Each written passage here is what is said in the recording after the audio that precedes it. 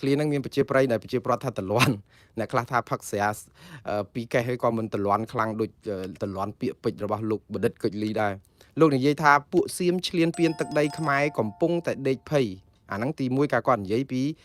ថ្ងៃទី2ខែ2ឆ្នាំ2026គាត់ថាពួកសៀមកំពុងតែដេកភ័យអាហ្នឹងកាលបងប្អូនប្រហែល5ថ្ងៃមុនមិនអញ្ចឹងឯងគាត់មានប្រសាសន៍អញ្ចឹងពួកសៀមឈ្លានពានទឹកដីខ្មែរកំពុងដេកភ័យហើយខ្លាចខ្មែរដោយសារតែរដ្ឋាភិបាលកម្ពុជាមិនព្រមចុះចាញ់លើពហុសមរភូមិបាទនិយាយទៅស្ដាប់ទៅគឺជាបើយើងនិយាយឲ្យអស់ទៅថាលោកគឺប្រកែនៅក្នុងសិលវិធីនៅក្នុងការនិយាយស្អំចិត្តប្រជាពលរដ្ឋហើយហាក់បីដូចជាអ្នកនាំពាក្យឲ្យរដ្ឋាភិបាលដែរបើយើងស្ដាប់ទៅណានិយាយទៅគឺថាប្រាប់ប្រជាពលរដ្ឋយើងឲ្យមានសង្ឃឹមអញ្ចឹងឲ្យបងប្អូនកុំភ័យថៃឯណោះទេដែលគួរតែភ័យគឺភ័យញ័រគឺភ័យខ្លាចព្រឺខ្មែរយើងដោយសារអីយើងអត់មានបានចុះចាញ់សមរភូមិណាមួយទេគឺគ្រប់ពហុសមរភូមិតាមពិតអ្វីដែលជាសារថ្ងៃទី2របស់លោកគុជលីនេះហាក់បីដូចជាចង់និយាយថាយើងឃើញថៃមកធ្វើអីគ្រប់ទិសទីហ្នឹងដាក់បន្លាលួសដាក់កុងតឺន័រដាក់អីហ្នឹងគឺកំពុងតែដេកភ័យខ្លាចដីហ្នឹងបានមកខ្មែរវិញខ្មែរហ្នឹងប្រឹងគ្រប់សមរភូមិហ្នឹងគឺសំដៅទៅលើទីហោដូចថាយើងធ្វើអីគ្រប់យ៉ាងកោលទោសជូនដំណឹងនាំក្រុមសង្កេតការចោះទៅមើលសរសេរលិខិតទៅអ្នករាយការណ៍ពិសេសឬក៏សិទ្ធិលំនៅឋានឬក៏សិទ្ធិមនុស្សស្អីសពបែបយ៉ាងអំពាវនាវឲ្យធ្វើនេះបដិសេធដាច់អហង្ការរឿងនេះទាត់ចោលរឿងនេះអីឡានឹងឡាប្រហែលជាលោកអាចសម្ដៅទៅលើរឿងហ្នឹងក៏ថាបានដែរប៉ុន្តែអ្វីដែលយើងឃើញ clear របស់លោកដែលចុងក្រោយនេះថ្ងៃម្សិលមិញថ្ងៃ6មកថែមមួយសារទៀតធ្វើឲ្យប្រជាពលរដ្ឋគាត់ចាប់ផ្ដើមថាអូមែនតើណាលោកនិយាយចេះថាចេះកម្ពុជាអត់ធ្មត់នឹងទុកពេលឲ្យពួកសៀមសាងសង់តាមបណ្ដោយព្រំដែនឲ្យហើយសិនទើបយើងចូលគ្រប់គ្រងវាវិញតាមក្រោយល្បិចទល់ល្បិចឆ្នាំ2026ល្បិចទល់ល្បិចខ្ចីដៃថៃឲ្យអភិវឌ្ឍសិនយើងចូលទៅកសោបយកទាំងអស់តាមពិតលោកមិននិយាយអីខុសដូចខ្ញុំនិយាយចឹងគឺជាគំនិតអ្នកស្នេហាជាតិនិយមដែលបណ្ដុះគំនិតមនុស្សឲ្យមានតែក្តីសង្ឃឹមកុំភ្លេចថាលោកគុជលីគឺជាបេក្ខជននាយករដ្ឋមន្ត្រីរបស់ប្រទេសកម្ពុជាកាលពីការបោះឆ្នោតឆ្នាំ2023បាទព្រោះគាត់បកគាត់ដោយសារគាត់មេបកដូច្នេះបើអ្នកណាបោះឆ្នោតជាប់ឲ្យគណៈបកខ្មែរតែមួយរបស់គាត់ជាប់គឺច្បាស់ណាស់គឺគាត់ឡើងជានាយករដ្ឋមន្ត្រីដូច្នេះគំនិតនេះគឺជាគំនិតដែលគិតថាដីកម្ពុជាដែលថៃយកបានប្រមាណហ្នឹងបើគាត់ជានាយករដ្ឋមន្ត្រីគឺដេកផ្ទះឈ្នះចង់និយាយដេកផ្ទះឈ្នះដេកឲ្យចាំគឺនឹងបានដីនឹងមកវិញហើយក៏សោបយកទាំងអស់ដោយសារអីព្រោះអានឹងជាដែនអធិបតេយ្យរបស់កម្ពុជាអានេះជាការយល់ឃើញរបស់លោកតាមពិតគំនិតនេះមិនខុសពីរដ្ឋាភិបាលកម្ពុជាប្រមាណទេប៉ុន្តែអ្វីដែលប្រជាពលរដ្ឋកម្ពុជាយើងលើកមកទលាន់គឺដោយសារតែក្នុងន័យមួយកម្ពុជាខ្ញុំមើលមតិសាធារណជនទូទៅនឹងមើលទៅដូចជាចង់បានដីខ្មែរមកវិញដូចលោកគុជលីដែរអត់ខុសគ្នាហ្មងទេមើលទៅចង់បានណាក៏ប៉ុន្តែអ្វីដែលជាយុទ្ធសាស្ត្រនៅក្នុងការដណ្ដើមឬក៏ទាមទារឬក៏យកដីខ្មែរមកវិញហ្នឹងគឺវាមិនមែនជាការដេកចាំផ្សងសំណាងហើយស្អំចិត្តប្រជាពលរដ្ឋថាកំភៃនឹងបានព្រោះអីអ្វីដែលថៃកំពុងធ្វើជាការពិតហើយដោយលោកគុជលីមានប្រសាសន៍ចឹងថៃគឺគេកំពុងអភិវឌ្ឍគ្រប់ហេដ្ឋារចនាសម្ព័ន្ធនៅក្នុងដីដែលគេកំពុងតែគ្រប់គ្រងហ្នឹងហើយយូរម្ដងគឺគេរុលលើសនឹងទៀតយូរម្ដងយកកុងតឺន័រមកចូលរំលោភដែនហួសដែនខ្មែរថ្ងៃនេះនៅថ្មដាយកកុងតឺន័រមកបិទចិត្តឈឹងបន្លាលួសដាក់អស់ចិត្តឥឡូវបិទចិត្តឈឹងមានក្រុមសង្កេតការអន្តរជាតិសំទោសអាស៊ានអីចោះចូលទៅដែរឈរមើលគេភ្លឺស្រីគេក្លាហានគេបានរូបបងស្រីដូចនួនល្អបានត្រឹមរូបថតនិងរូបវីដេអូនោះថតខ្ទេចអស់ហើយក៏ប៉ុន្តែកុងតឺន័រពេលតែក្រុម AOT ចេញមកកុងតឺន័រដាក់ខ្ទេចបិទអស់លីងផ្លូវយូរទៅមានជនជាតិចិនប្រហែលអ្នកដែលជាម្ចាស់ហាងម្ចាស់អាគាររបស់ខ្លួនដែលរងការរំខានហ្នឹងក៏ទៅបោចអាបដាហ្នឹងមកទៅតតាំងទៅឲ្យដៃកដាលដៃអីក្រុមថៃបានអីមកវិញជាការពិតគាត់មិនពេញចិត្តហ្នឹងគឺគាត់តវ៉ាហ្នឹងត្រូវឲ្យព្រោះដីកន្លែងហាងរត់ទទួលទានរបស់គាត់ជួលគាត់ស្នាក់នៅទីនោះគាត់បាត់បង់មុខរបររបស់គាត់គឺគាត់វេទនាណាក៏ប៉ុន្តែអានោះមិនមែនជាវិធីសាស្ត្រនៅក្នុងការទាដីខ្មែរមកវិញទេវាគ្រាន់តែជាការបង្ហាញកំហឹងឈឺចាប់ក្តៅក្រហាយរបស់យើងនៅក្នុងមួយគ្រាព្រោះយុទ្ធសាស្ត្រនៅក្នុងការដែលទៅតតាំងបោចបដាឬក៏ទៅឈររារាំងក្រុមរបស់ ខាងថៃដែលយកកុងតឺន័រមកដាក់ឬក៏ធ្វើហេដ្ឋារចនាសម្ព័ន្ធអីមិនបានផលទេព្រោះផលដែលមិនបានហ្នឹងគឺដោយសារអីមកដល់ម៉ោងណាគឺតំបន់ដែលថៃគ្រប់គ្រងទាំងអស់នោះគឺជាតំបន់អធិបតេយ្យរបស់ថៃទៅហើយមិនមែនថៃទេអាចមកដាក់កុងតឺន័រឬដាក់បន្លាលួសឬក៏ដាក់អីបានស្រាញ់ចិត្តទេ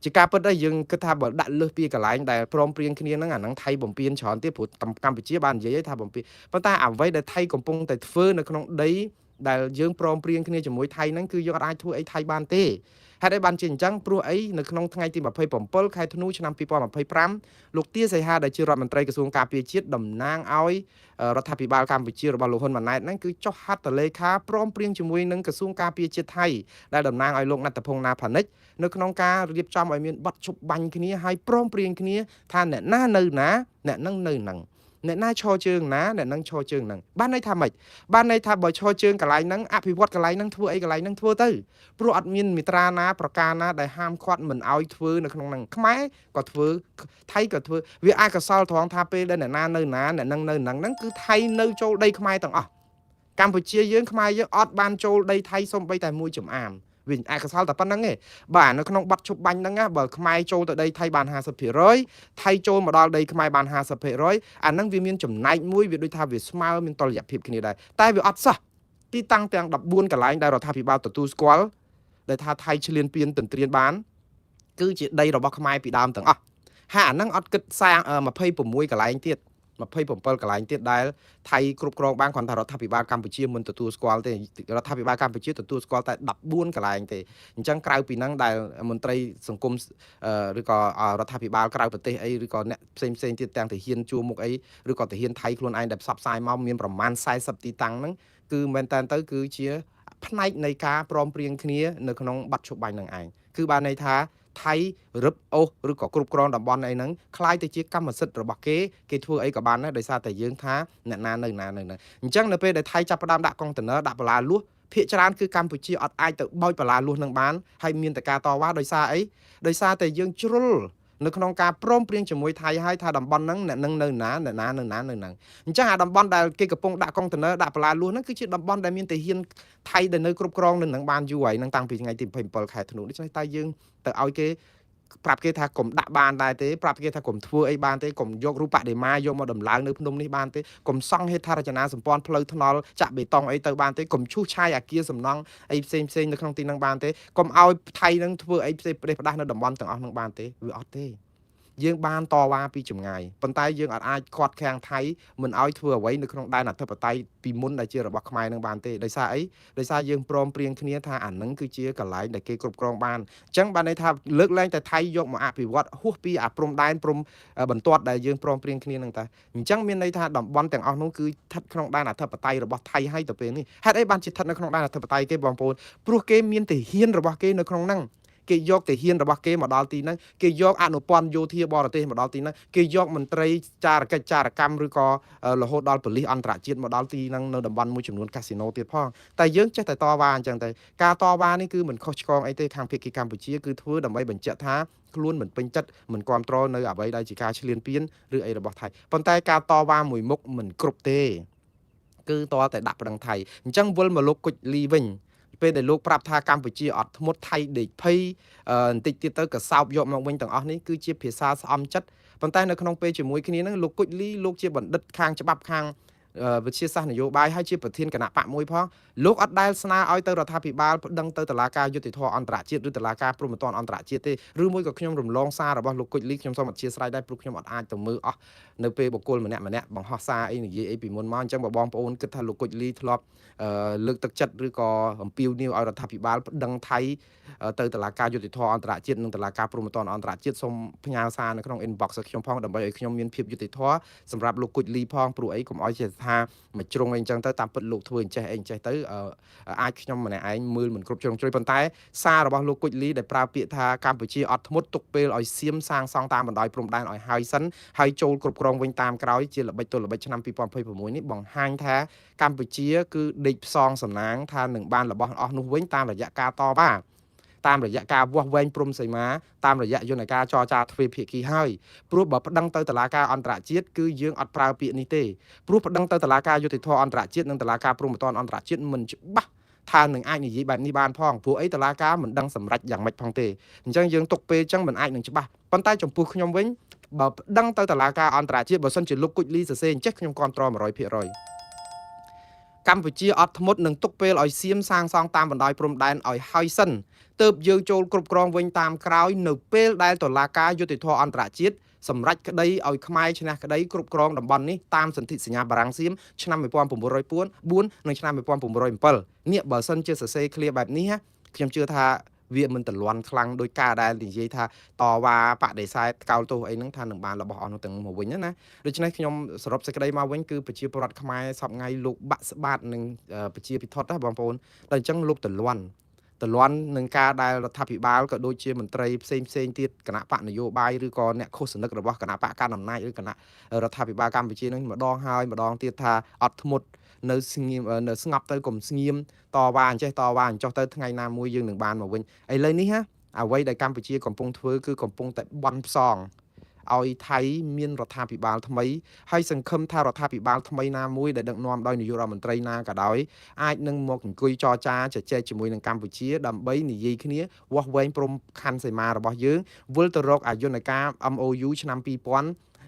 AJBC GBC RBC អីហ្នឹងយកមកជជែកទៅគណៈកម្មការហ្នឹងដែលសង្ឃឹមថានឹងអាចវាស់វែងបានបងប្អូនសង្ឃឹមភ្លើងយៈទេព្រោះអីដូចខ្ញុំបានជម្រាបអញ្ចឹងថាមិនចំពោះថារដ្ឋាភិបាលថៃដឹកនាំដោយយៈមកពីឋានប្រអិនឋានប្រព្រំឬឋានយៈណាទេវាអត់មានអ្នកណាអាចនឹងដោះស្រាយព្រំប្រទល់ដែនទ្វេភាគីជាមួយកម្ពុជាបាននៅពេលដែលតាហ៊ានថៃស្លាប់អស់ប្រមាណ10នាក់តាហ៊ានខ្មែរស្លាប់អស់រាប់រយនាក់រួចទៅប្រជាពលរដ្ឋស៊ីវិលរងការដូចថាអង្គើមហន្តរាយនេះកើតឡើងគ្រប់ហេដ្ឋារចនាសម្ព័ន្ធនៅព្រំដែនយើងឆ្លោះគ្នាដល់ដំណាក់កាលនេះថៃវាយគ្រប់គ្រងដែនអធិបតេយ្យយើងបានយ៉ាងមកកណកដឹកថៃគេខ្ជិះឲ្យយើងវិញស្រួលមែនអ្នកទាំងអស់នោះគេរួចខ្លួនមែននៅក្នុងការជជែកទ្វេភាគីហើយបើជជែកទ្វេភាគីនោះយើងយកផែនទីអីមកប្រើយើងច្បាស់ខ្លួនឯងហើយកម្ពុជា 100% គឺផែនទីខ្នាត1លើ200,000ថៃគេខ្នាតលើ150,000តើយើងទៅជជែកគ្នាយ៉ាងម៉េចនៅពេលដែល2អ្នកប្រើផែនទី2តើយើងទៅជជែកគ្នាយ៉ាងម៉េចនៅពេលដែលគ្នា2អ្នកដដើមគ្នាដេកកដាលក្មេងបៀមដៃក៏រនឹកមិនឃើញថាយើងនឹងអាចជជែកគ្នាឈ្នះគ្នាថានឹងមានម្នាក់ដេកកដាលដែរវាអត់ព្រោះគ្នា2នាក់ដដើមដេកកដាលវាច្បាស់ជាធ្លាក់ពីលើក្រែលើកៅអីនឹងទាំងអស់គ្នាហើយព្រោះអីវាច្បាស់ណាស់វាតតែមាន3នាក់បានរកកដាលឃើញហើយ3នាក់ហ្នឹងគឺសំដៅទៅលើតុលាការយុត្តិធម៌អន្តរជាតិដែលជាអ្នកកាត់ក្តីហើយតុលាការអន្តរជាតិមិនមែនធ្លាប់កាត់ក្តីតែរឿងយើងម្ដងឯណាធ្លាប់កាត់ក្តីតាំងពីរឿងប្រាសាទព្រះវិហារមកដែលផ្ដល់ភាពស្របច្បាប់និងយុត្តិធម៌ឲ្យកម្ពុជាហើយយើងយកអាប្លង់រឿងហ្នឹងដើម្បីការពារថៃទប់ការពារតំបន់ព្រះវិហារបានគង់វង្សដល់ថ្ងៃហ្នឹងក៏ដោយសារតែប្លង់រឿងរបស់តុលាការយុត្តិធម៌អន្តរជាតិដែរបើអត់ព្រះវិហារម៉ោងនេះថៃគេហ៊ានប្លង់គ្រាប់ដាក់ឡើងសោះបែបនេះបើយកបានលេបយកព្រះវិហារបាត់ហើយគាត់ថាលេបវាមិនចូលដោយសារតែរឿងប្លង់រឹងយើងណាដូច្នេះបើយើងចង់បានប្លង់រឹងហ្នឹងគឺតើតែយើងប្តឹងទៅតុលាការនេះហើយបើអត់ប្តឹងទេយើងផ្សងព្រេងផ្សងផប់ព្រេងភាសាហ្នឹងទៅហើយស្អំចិត្តនៅក្នុងពេលហ្នឹងខ្ញុំសរសើរដែរមន្ត្រីសកម្មជនរបស់គណៈបកកណ្ដាលអំណាចឬក៏គណៈបកណាដែលចង់បានសម្លេងពីប្រជាពលរដ្ឋហ្នឹងគឺប្រើឃ្លាមួយគឺស្អំចិត្តលួងចិត្តប្រជាពលរដ្ឋថាកុំភ័យអ្នកដែលភ័យគឺខាងនោះទេបន្តិចទៀតយើងចូលទៅគឺគេរៀបចំឲ្យស្អាតហើយយើងចូលទៅយកហ្មងគឺថាយុទ្ធសាស្ត្រកាសោបយុទ្ធសាស្ត្រគឺថាយើងឲ្យចូលអន្ទាក់របស់យើងអីចឹងទៅតាមពិតខ្ញុំសរសើរភាពប្រកែគូលួងចិត្តនឹងដែរតែយ៉ាងណាបងប្អូនពាក្យដដែលជួនកាលវាស៊ាំទៅអត់មានឃើញលទ្ធផលអីក្តីសង្ឃឹមរបស់ប្រជាពលរដ្ឋកាន់តែរិចរិលទៅវាធ្វើឲ្យកើតជំងឺផ្លូវចិត្តជំងឺបាក់ទឹកចិត្តជំងឺថប់អារម្មណ៍ជំងឺអីសពបែបយ៉ាងនៅក្នុងផ្នត់គំនិតរបស់ប្រជាពលរដ្ឋខ្មែរអ្នកខ្លះរហូតដល់លែងចង់ស្ដាប់showលែងចង់មើលលែងចង់ឮទាំងអស់រឿងនៅប្រទេសកម្ពុជាដោយសារតែភាពគ្មានដំណោះស្រាយនឹងវាដដែលហើយឃើញផ្លូវតល់ច្រកហើយប៉ុន្តែនៅតែមានអ្នកដោះស្រាយបកស្រាយដោះសារអញ្ចឹងរហូតថ្ងៃនេះអ្នកនាំពាក្យរដ្ឋាភិបាលកម្ពុជាក៏មិនខ្វះសារនៅក្នុងការលួងចិត្តស្អំចិត្តប្រជាពលរដ្ឋដែរលោកបានលើកឡើងតាក់ទងនឹងក្រៅពីដឹកនាំក្រុមសង្កេតការរបស់អាស៊ានទៅពិនិត្យស្ថានភាពព្រំដែនកម្ពុជាបានធ្វើការតវ៉ាជាបន្តបន្ទាប់ដើម្បីប្រឆាំងនឹងគ្រប់ករណីនៃសកម្មភាពរបស់យោធាថៃដូចជាការដាក់កុងតឺន័រនិងរាយបន្លាលួសដែលរារាំងប្រជាពលរដ្ឋខ្មែរមិនឲ្យចូលទៅយកទ្រព្យសម្បត្តិរបស់ខ្លួនមកវិញឬក៏ការបំផ្លាញផ្ទះប្រជាពលរដ្ឋនិងសកម្មភាពដែលធ្វើឲ្យមានការកែប្រែបរិយាកាសសន្តិសុខនៅក្នុងឬក៏ជុំវិញតំបន់ជនស៊ីវិលការពង្រឹងការគ្រប់គ្រងយោធាឬការបង្កើតស្ថានភាពថ្មីនៅលើទីតាំងជាក់ស្ដែងដែលយោធាថៃដណ្ដើមកាន់កាប់ដោយកម្លាំងដែលផ្ទុយពីច្បាប់អន្តរជាតិ ភាសាណាក៏កម្ពុជានិយាយថាមិនទទួលស្គាល់ការគ្រប់គ្រងដែនដីកម្ពុជាដោយកម្លាំងយោធាផ្ទុយពីច្បាប់អន្តរជាតិដែរម៉ោងណាក៏និយាយហ្នឹងនិយាយទៅប្រមាណខែហ្នឹងឬក៏ប្រមាណថ្ងៃម៉ោងណាក៏និយាយថាកម្ពុជាដាច់ខាត់មិនទទួលស្គាល់ដែនដីកម្ពុជាដែនអធិបតេយ្យកម្ពុជាដែលរំលោភបំពានដោយកម្លាំងប្រដាប់អាវុធដែរប៉ុន្តែខ្ញុំឆ្ងល់រឿងមួយនៅពេលដែលយើងប្រាប់ថាយើងមិនទទួលស្គាល់ដែនដីកម្ពុជាដែលវាយដណ្ដើមបានដោយថៃដោយកម្លាំងប្រដាប់អាវុធហ្នឹងតើយើងមានដែលទទួលស្គាល់ទេដែលយើងថាប្រកែកមិនទទួលស្គាល់ថាខុសច្បាប់អន្តរជាតិតើអ្នកណាដែលសញ្ញេជាមួយគេថ្ងៃ27ខែធ្នូហ្នឹងអ្នកណាគេអ្នកសញ្ញេហ្នឹងអ្នកណាគេដែលចុះហត្ថលេខាប្រាប់ថៃថាអ្នកឯងនៅណានៅហ្នឹងបានន័យថាម៉េចបានន័យថាអ្នកឯងទទួលស្គាល់យើងទទួលស្គាល់ដែនអធិបតេយ្យរបស់កម្ពុជាដែលវាយបានដោយកម្លាំងប្រដាប់អាវុធតើហេតុអីបានជាយើងគិតថាមកដល់ម៉ោងហ្នឹងអាហ្នឹងខុសច្បាប់ទេយើងមិនទទួលស្គាល់ទេហេតុអីបានជាយើងអាចនិយាយភាសាបែបហ្នឹងបាននៅពេលតែយើងជាអ្នកចុះហត្ថលេខានៅក្នុងកិច្ចព្រមព្រៀងប័ណ្ណជប់បាញ់ថ្ងៃ27ខែធ្នូរវាងលោកទាសីហារដ្ឋមន្ត្រីក្រសួងការពារជាតិកម្ពុជានិងរវាងលោកណដ្ឋភុងណាផានិចនៃក្រសួងការពារជាតិថៃចំណុចមានច្រើនប្រការដែលក្នុងប្រការហ្នឹងគឺទទួលស្គាល់ថាអ្នកណាឈរជើងនៅណាអ្នកនឹងឈរជើងនៅហ្នឹងបានន័យថាម៉េចបងប្អូនកិច្ចព្រមព្រៀងនេះមិនមែនរវាងអ្នកលក់លីហាលនិងអ្នករត់ pass up ទេណាបងប្អូនមិនមែនជាកិច្ចព្រមព្រៀងគ្នានៅក្នុងការអូអ្នកឯងលក់លីហាលហើយនឹង pass up របស់ខ្ញុំយើងមានកិច្ចសន្យាមួយជា MOU ការយោគយល់គ្នាមួយគឺខ្ញុំជួយដឹកអ្នកឯងទៅដល់គោលដៅមិនបាច់ឲ្យលុយទេដូរជាលីហាលទៅព្រោះខ្ញុំចូលចិត្តលីហាលដោះដូរគ្នាអញ្ចឹងមិនមែនអញ្ចឹងទេណាបងប្អូនមិនមែនជាការព្រមព្រៀងគ្នារបៀបលីហាលឬ pass up ទេគឺជាការព្រមព្រៀងគ្នាកម្រិតរដ្ឋនឹងរដ្ឋ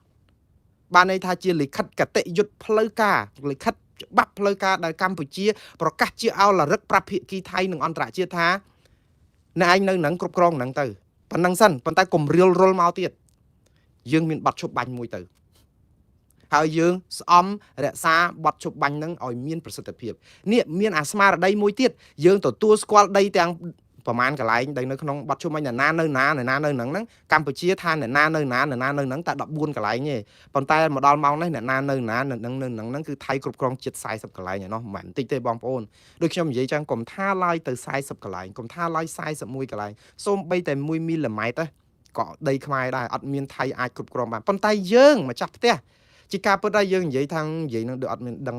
ច្បាប់សង្គ្រាមអីបន្តិចសោះយើងនិយាយធ្វើបាបរដ្ឋាភិបាលកម្ពុជាឲ្យប្រជាពលរដ្ឋក្តៅកាហាយខឹងរដ្ឋាភិបាលកម្ពុជាហើយព្រោះនៅក្នុងការចរចាប័ណ្ណឈប់បាញ់ណាក៏វាមានសម្បទានដែរវាអត់ដែលការចរចាណាអត់មានសម្បទានទេគឺវាត្រូវតែមានបាត់ខ្លះវាមានបានខ្លះវាមានលើសលួសអីខ្លះទៅប៉ុន្តែសំខាន់យើងបានការឈប់បាញ់គ្នាដែរមិនអញ្ចឹងនៅពេលដែលមានការឈប់បាញ់គ្នាអត់មើលអំពីសមិទ្ធិនៃការឈប់បាញ់គ្នានឹងទេឬអត់មើលចេតនាល្អរបស់រដ្ឋាភិបាលកម្ពុជាដែលចង់បានសុខសន្តិភាពស្ងប់កុំឲ្យមានប្រជាពលរដ្ឋកិច្ចគ្រាប់ផ្លោងឥឡូវជនភៀសសឹកយើងរហូតដល់ទៅជាង5សែននាក់នៅសល់តែ8សែន80000នាក់ទេបានន័យថានៅសល់មិនដល់15%ទេតើបើសិនជាកុំមានប័ណ្ណឈប់បាញ់ហ្នឹងតើប្រជាពលរដ្ឋបានវិលទៅលំនៅឋានវិញទេតើទាហានជួមុខបានទទួលទានអាហារត្រង់មាត់ដូចឥឡូវទេតើយើងចាប់ផ្ដើមប្រកបរបរទទួលទានតាមសមាអាជីវៈដូចដើមវិញបានទេតើបងប្អូនចាប់ផ្ដើមគិតពីរឿងអីផ្សេងដោះស្រាយបញ្ហាជីវភាពគ្រួសារកុំឲ្យគិតតែពីរឿងវិច្ចបំវិចរត់ទេអាហ្នឹងរដ្ឋាភិបាលអត់ធ្វើអីសោះឬក៏យ៉ាងម៉េចយើងគិតថាការដែលឈប់បាញ់ហ្នឹងអត់មានបានផលអីសោះឬក៏យ៉ាងម៉េចយើងនិយាយហ្នឹងគឺយើងនិយាយធ្វើឲ្យរដ្ឋាភិបាលធ្វើអីក៏ខុសឬក៏យ៉ាងម៉េចរដ្ឋាភិបាលគេច្បាស់ជាសួរអញ្ចឹងណាបងប្អូននេះជាសំណួររបស់រដ្ឋាភិបាលកម្ពុជាមកលើអ្នកផ្សាយព័ត៌មានទាំងអស់រួមទាំងមុងណារ៉េតផងខ្ញុំបាននិយាយច្រើនលើកច្រើនគ្រាហើយថាអ្វីដែលរដ្ឋាភិបាលធ្វើនៅក្នុងកិច្ចព្រមព្រៀងអត់ខុសទេនៅក្នុងការដែលយើងចង់បានសុខសន្តិភាពខ្ញុំអត់ដែលលើកទឹកចិត្តឲ្យធ្វើសង្គ្រាមខ្ញុំអត់ដែលលើកទឹកចិត្តឲ្យវាយគ្នាច្បាំងគ្នាទេហើយបើច្បាំងក៏មិនឈ្នះថៃដែរខ្ញុំនៅនិយាយដដែលបើច្បាំងដូចយើងស្ថានភាពសប្ងៃច្បាំង100-1000ឆ្នាំទៀតក៏មិនឈ្នះថៃដែរព្រោះយើងវាបែកបាក់គ្នាយើងកម្លាំងវាខ្សោយយើងវាអត់មូលមាត់គ្នាសពបែបយ៉ាងរបៀបដឹកនាំរដ្ឋយើងធ្វើឲ្យយើងចាញ់ថៃដូច្នេះវាអត់មានអីឆ្ងល់ទេអញ្ចឹងការជ្រើសរើសយកសុខសន្តិភាពកុំឲ្យបាញ់គ្នាជាមួយនឹងសត្រូវប្រចាំមិត្តយើងដែលមានកម្លាំងមហិមាអត់មានអីខុសទេយ៉ាងហោចណាស់យើងសង្គ្រោះជីវិតមនុស្សសង្គ្រោះជីវិតកងទ័ពជួរមុខរបស់យើងកុំឲ្យស្លាប់កុំឲ្យរបួសវេទនាលឹះនឹងទៀតហើយកុំឲ្យថាមានចម្បាំងរាំងជុលទៅធ្វើឲ្យបាត់ដូចថាអារម្មណ៍សុខសន្តិភាពសុវត្ថិភាព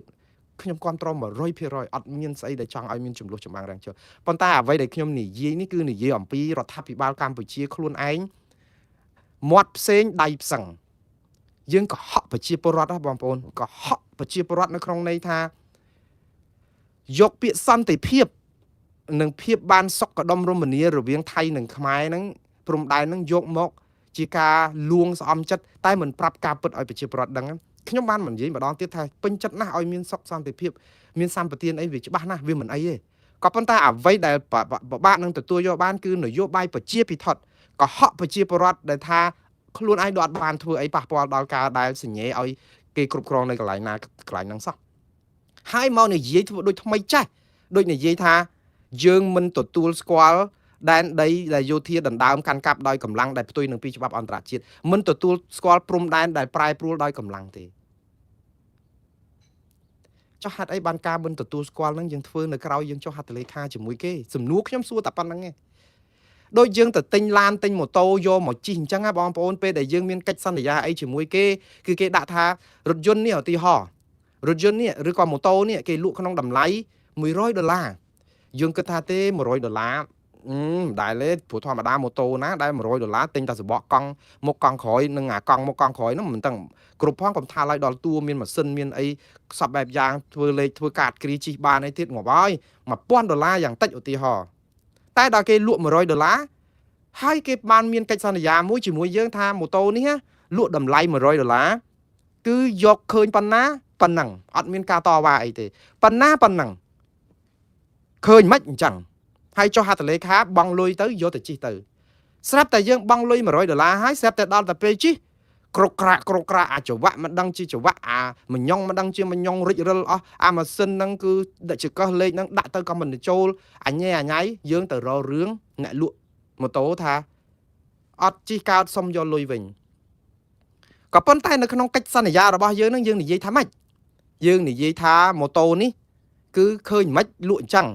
យកទៅជិះកើតជិះមិនកើតគឺអត់មានការធានាខុសត្រូវអីទេព្រោះអីយើងព្រមព្រៀងគ្នា$100ឃើញតាមជាក់ស្ដែងបងប្អូនសូម្បីតែកិច្ចសន្យាបែបហ្នឹងក៏យើងអត់អាចទៅប្រកែកទាលុយមកវិញបានដែរ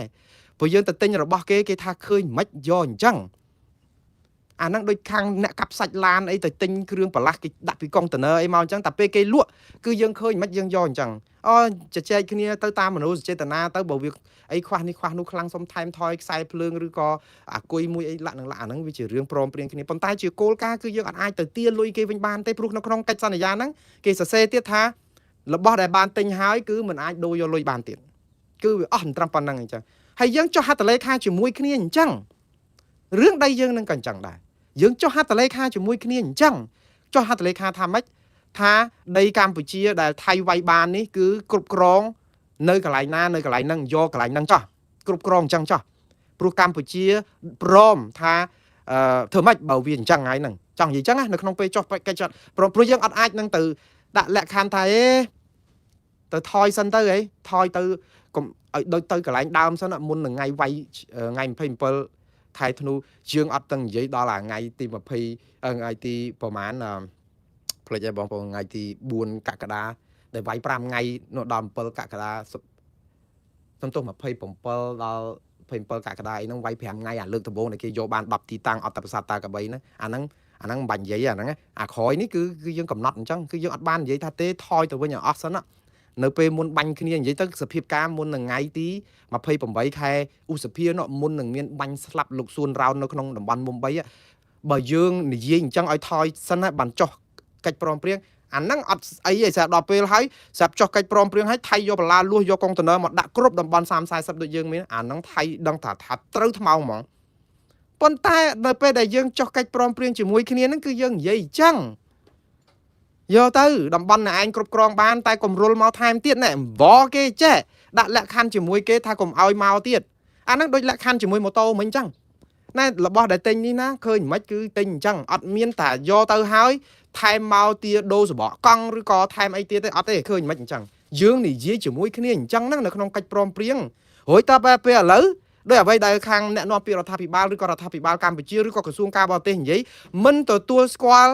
ដែនអធិបតេយ្យកម្ពុជាដែលបានដោយកម្លាំងប្រដាប់អាវុធព្រោះវាខុសច្បាប់អន្តរជាតិចុះពីមុនហេតុអីក៏អត់ទទួលស្គាល់អាហ្នឹងនេះអាមុនចុះកិច្ចព្រមព្រៀងគ្នាហេតុអីក៏មិនទទួលស្គាល់ក្រែងដឹងថាថៃឈ្លានពានកម្ពុជាវាយដោយកម្លាំងប្រដាប់អាវុធតាមិនមែនដើរមកច្បោលយកបានស្រេចចិត្តណា កម្លាំងប្រដាប់អាវុធមកតាវាយគ្នាមកតាអាហ្នឹងក្រែងកម្លាំងប្រដាប់អាវុធមាន F16 មានគ្រាប់បែកចង្កោមមានក៏ភ្លើងប្រើប្រាស់សពបែបយ៉ាងគ្រាប់បែកផ្សែងពុលគ្រាប់បែកអីមកកណោក៏ដឹកទៀតខែងអាហ្នឹងកម្លាំងប្រដាប់អាវុធតាហើយចុះហេតុអីបានជាយើងព្រមព្រៀងជាមួយគេនៅថ្ងៃហ្នឹងខ្ញុំថាទៀតហើយនិយាយទៀតហើយគេថាគេព្រមព្រៀងដោយសារយើងចង់បានសុខសន្តិភាពអញ្ចឹងចុះហត្ថលេខាហើយសំយើងបកាយអីទៀតទៅព្រោះអីយើងចង់ឲ្យបានស្ងប់បាញ់សិនអីបើមិនស្ងប់បាញ់ក៏គេមិនព្រមខ្ញុំអត់មានបានថាដើម្បីស្ងប់បាញ់យើងមិនព្រមខ្ញុំអត់មានបានជំទាស់អីសោះស្ងប់បាញ់ដើម្បីឲ្យបានសុខទាំងអស់គ្នាអាសាច់ជូនខ្លាបាននៅស្រុកបានអត់អីទេក៏ប៉ុន្តែយើងមិនអាចមកនិយាយក្រោយនឹងថាពេលដែលយើងសញ្ញេឲ្យគេហើយយើងព្រមឲ្យគេហើយស្រាប់តែយើងមកនិយាយថាអានឹងយើងអត់ទទួលយកបានយើងមិនព្រមទេតើកន្លែងណាដែលយើងឈ្នះគេខ្ញុំពងនិយាយចឹងថាមើលឥឡូវបងប្អូនសាកគិតឲ្យសាមញ្ញមើលបើបងប្អូនជាខ្ញុំតើយើងគិតអារឿងលក់ម៉ូតូ$100ដែលយើងព្រមសញ្ញេកិច្ចសន្យាជាមួយគេផ្ដិតមេដៃមានសាកសីមានអីប្រាប់ថាម៉ូតូហ្នឹងជាការពិតបើយើងដឹងហើយនៅទីផ្សារណាក៏ប្រហែល$1000ដែរប៉ុន្តែគេលក់ថោកបែបហ្នឹងគឺយើងព្រមទទួលយកថាអាម៉េចវាអញ្ចឹងហើយអត់ទាលុយវិញបានអត់ថែមថយអីទេយកទៅជីកើតយកជីមិនកើតមិនអីទេគឺយើងព្រមហើយតើមេធាវីណាទៅតវ៉ាឈ្នះក្តីយើងបានឬក៏យើងទៅប្រាប់ថាអត់ទេក៏អ្នកដែលលក់ម៉ូតូហ្នឹងគាត់បោកគឺថាកែអីអញ្ចឹងទៅធ្វើឲ្យយើងគិតថាហ្នឹងវាថ្មីវាល្អលុះក្រោមការចាញ់បោករបស់គេព្រោះអីយើងស្មានតែរបស់ហ្នឹងល្អក៏លុះក្រោមអតិពលហ្នឹងចុះហត្ថលេខាអាហ្នឹងមេធាវីក៏ការពារក្តីឲ្យយើងតែមិនឈ្នះដោយសារអីគេឲ្យយើងមើលដោយសារលក្ខខណ្ឌមួយគេប្រាប់ថាឃើញមិនយកអញ្ចឹងអត់មានតវ៉ាអត់មានថែមថយដូចគ្នានឹងកិច្ចព្រមព្រៀងយើងនេះណាបងប្អូនចឹងបានថាខ្ញុំវារកម្មចិត្តមែនតើខ្ញុំមិនបន្ទោសរដ្ឋាភិបាលកម្ពុជាដែលនិយាយថាមិនទទួលស្គាល់ដែនដីណាដែលបានទន្ទ្រានដោយកម្លាំងប្រដាប់អាវុធពាក្យនេះគឺធ្វើនិយាយត្រូវមុននឹងមានបាញ់គ្នានិយាយពេលណាក៏ត្រូវដែរនោះសុំទោសនិយាយត្រូវមុននឹងមានកិច្ចព្រមព្រៀងជាមួយគ្នានិយាយពេលណាក៏ត្រូវដែរអ្នកណាក៏និយាយបានហើយមិនបាច់និយាយក៏បានដែរវាអត់ដែលមានដែនអធិបតេយ្យរបស់ប្រទេសណាមួយឲ្យរដ្ឋបរទេសទន្ទ្រានឈ្លានពានបានដោយកម្លាំងប្រដាប់អាវុធហើយបានសិទ្ធិគេវាអត់ដែលមានទេច្បាប់ណាបើលោកនិយាយក៏បានមិននិយាយក៏បានដែរហើយមិនបាច់ប្រកាសថាមិនទទួលស្គាល់ឬទទួលស្គាល់អីទេវាគ្មានរដ្ឋបរទេសណាមកអាចយកប្រទេសណាមួយដោយកម្លាំងប្រដាប់អាវុធហើយថាជាដីរបស់ខ្លួនបើអញ្ចឹងគេដើរយកគ្រប់គ្នាអញ្ចឹងគេដើរចូលយកតាមកម្លាំងប្រដាប់អាវុធដូចរុស្ស៊ីទៅយកអ៊ុយក្រែនឬក៏ប្រទេសណាផ្សេងដើរយកអញ្ចឹងឲ្យតែខ្លួនឯងមានគ្រាប់បរមាណូដូចកូរ៉េខាងជើងអីចឹងទៅយកកូរ៉េខាងត្បូងដាច់ហ្មងដោយសារខ្លួនឯងមានបរមាណូអីចឹងវាអត់អាចធ្វើអញ្ចឹងបានទេព្រោះអាច្បាប់ជាសកលមួយគេចែងឲ្យដល់ពេលដែលយើងនិយាយថាយើងមិនទទួលស្គាល់ការគ្រប់គ្រងដែនអធិបតេយ្យកម្ពុជាដោយកម្លាំងប្រដាប់អាវុធយើងនិយាយបានតែក្នុងករណីថៃអត់ទាន់គ្រប់គ្រងតែវាយគ្នាហើយយើងទៅព្រមចុះហត្ថលេខាព្រមឲ្យដីគេដូចរឿងអ៊ុយក្រែននិងរុស្ស៊ីចឹងសពថ្ងៃនៅឆ្លោះគ្នាត្រង់ថារុស្ស៊ីទន្ទ្រានឈ្លានពានដែនដីអ៊ុយក្រែនបាន 25% អត់អាចចរចាគ្នាបានដោយសារអ៊ុយក្រែនអត់ទាន់ព្រមទទួលស្គាល់ភាពស្របច្បាប់នៃអ្វីដែលរុស្ស៊ីវាយបានអ៊ុយក្រែនទីឲ្យរុស្ស៊ីថយទៅវិញទុកដីអ៊ុយក្រែនរុស្ស៊ីថាអត់ព្រមស្លាប់ទាហានគេមកកណោអ៊ុយក្រែនថាស្លាប់ទាហានណែឯងខ្ញុំមានតែឈឺក្បាលឯងខ្ញុំណែឯងរំលោភឈ្លានពានសម្រាប់ទាហានខ្ញុំអស់មកកណោដែរអញ្ចឹងណែឯងត្រូវដកទៅវិញឲ្យអស់បានចរចាគ្នាបានរុស្ស៊ីថាអត់ព្រមគេជ្រុលដៃហើយត្រូវតែយកឃើញប្រទាញបន្ទងគ្នាអត់មានការចរចាសន្តិភាពទេដោយសារអ៊ុយក្រែនតឹងដែរចុះឧបមាថាអ៊ុយក្រែនថាទេឥឡូវឈប់បាញ់ជាមួយរុស្ស៊ីចុះកិច្ចសន្យាឲ្យរុស្ស៊ីយកដីទាំង25កន្លែងចុះភ្លាមឧទាហរណ៍បើអ៊ុយក្រែនចុះហត្ថលេខាឥឡូវអត់មានការទម្លាក់គ្រាប់នៅអ៊ុយក្រែនទៀតទេឥឡូវនឹងទម្លាក់គ្រាប់រាល់ថ្ងៃតែរុស្ស៊ីអត់អ៊ុយក្រែនអត់ព្រមចុះហត្ថលេខានៃបទឈប់បាញ់ព្រមប្រគល់ដែនដីនឹងទៅឲ្យរុស្ស៊ីរឿងនេះហើយដែលរឿងអត់ដូច្នេះអ្វីដែលរុស្ស៊ីគ្រប់គ្រងបានគឺជាដែនអធិបតេយ្យរបស់អ៊ុយក្រែន 100% គ្រាន់តែទ័ពបរទេសមិនទាន់ដកទៅវិញអត់មានសញ្ញេអីទាំងអស់ក្នុងករណីអ៊ុយក្រែនគឺអ៊ុយក្រែនមានដងដាវអត់មានអាចមកយកដីអ៊ុយក្រែនបានទេរុស្ស៊ីឯងគ្រប់គ្រង100ឆ្នាំទៀតក៏បានដែរប៉ុន្តែដីហ្នឹងគឺដីអ៊ុយក្រែនណែឯងត្រូវតែដកចេញនៅពេលណាមួយដាច់ខាតព្រោះអីរុស្ស៊ីម្ចាស់ផ្ទះអត់ទទួលស្គាល់ប៉ុន្តែកម្ពុជាយើងនេះម្ចាស់ផ្ទះទទួលស្គាល់ដីដែលគេគ្រប់គ្រងដោយកម្លាំងយោធានេះហើយយើងទៅនៅអង្គុយបកស្រាយស្អីណាចាំប្រមូលចូលសងអីយើងចូលសងដោយពួករុស្ស៊ីអញ្ចឹងបានយើងអត់ទាន់មានសញ្ញេចុះហត្ថលេខាអីអាហ្នឹងអាចសង្ឃឹមដោយលោកគុជលីឬក៏អ្នកណាក៏ដោយនិយាយខ្ញុំយល់ស្របថាដេកផ្សងព្រេងវាសនាហ្នឹងគឺខ្ញុំជឿ 100% ថាតែហ៊ានបរទេសត្រូវដកចេញពីដែនអធិបតេយ្យកម្ពុជាទៅវិញជាដាច់ខាតព្រោះมันអាចឈ្លានពានដែនអធិបតេយ្យរបស់រដ្ឋមួយដោយកម្លាំងយោធាឲ្យយកអាហ្នឹងគ្រប់គ្រងបានស្របច្បាប់ទេគ្រាន់តែថាណែឯងធ្វើអីធ្វើមួយរយៈសិនទៅគឺតែណែឯងដកទៅវិញអាហ្នឹងជារបស់ខ្មែរទាំងអស់ព្រោះវាទៅលើដីខ្មែរបើអត់ទាន់មានកិច្ចព្រមព្រៀងនៃបទឈប់បាញ់ថ្ងៃ27ខែធ្នូដែលមានទាំងអន្តរជាតិទទួលស្គាល់អបអរសាទរអានឹងខ្ញុំអត់សូវជំទាស់អីសោះ ប៉ុន្តែដល់តែពេលយើងព្រមព្រៀងចុះហត្ថលេខាជាមួយគ្នាហើយស្រាប់មកទាត់ចោលអ្វីដែលយើងព្រមព្រៀងតើអាហ្នឹងមិនមែនជាការដែលយើងរំលោភបទឈប់បាញ់នឹងដែរទេថៃគេអាចចោទយើងពីរំលោភបទឈប់បាញ់ដែរណាព្រោះអីចាំបានថៃរាល់ថ្ងៃគេអត់មានឈឺក្បាលយើងទេយើងថ្លែងសារយើងថ្លែងការយើងទាត់ចោលយើងបដិសេធអីថៃអត់ឈឺក្បាលសុំបីតែបន្តិចបើថៃស្ដាប់យើងឈឺក្បាលនឹងយើងថៃអត់ដឹកកុងតឺន័រអត់អភិវឌ្ឍអីនៅក្នុងតំបន់របស់ខ្លួនគ្រប់គ្រងបានទេប៉ុន្តែថៃដឹងច្បាស់ថាមានកិច្ចព្រមព្រៀងថ្ងៃ27ខែធ្នូនេះគឺជាប្លង់រឹងរបស់ថៃធ្វើអីក៏បានដែរកម្ពុជាអត់អាចនឹងទៅរករឿងថៃបានទេយើងរករឿងបានតែមួយយ៉ាងគត់គឺបើថៃរុលលើសបន្លាលួសខុសពីអ្វីដែលមាននៅក្នុងពេលព្រមព្រៀងថ្ងៃ27ខែធ្នូអានេះបងប្អូនយើងគួរយល់ទាំងអស់គ្នាកុំឲ្យចាញ់បោកនយោបាយប្រជាពិធដ្ឋ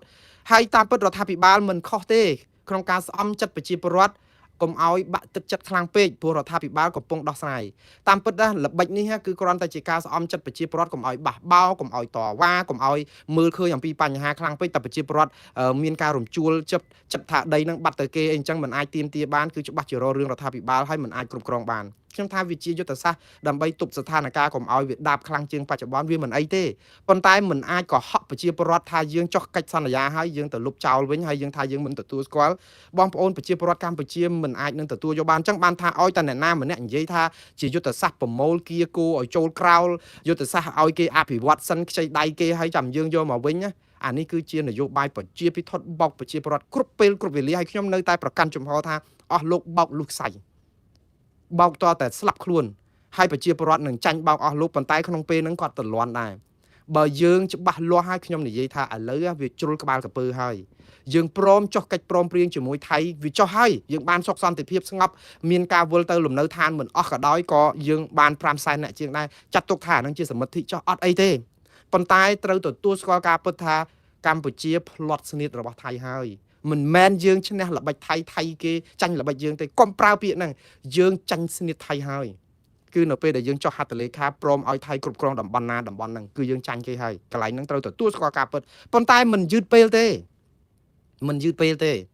េបើសិនជាយើងដាក់ប្តឹងថៃទៅតុលាការព្រហ្មទណ្ឌអន្តរជាតិឬក៏យុត្តិធម៌អន្តរជាតិបងប្អូនរឿងពីរណាតុលាការព្រហ្មទណ្ឌអន្តរជាតិមានប្រយោជន៍ច្រើនសម្រាប់ខ្មែរដោយសារទាសំណងជំងឺចិត្តពីថៃដែលឈ្លានពានយើងរឿងទាសំណងជំងឺចិត្តខ្ញុំនឹងបញ្យល់ទៀតថាហេតុអីបានសំខាន់បើយើងដាក់ពាក្យប្តឹងថៃទៅតុលាការព្រហ្មទណ្ឌអន្តរជាតិ ICC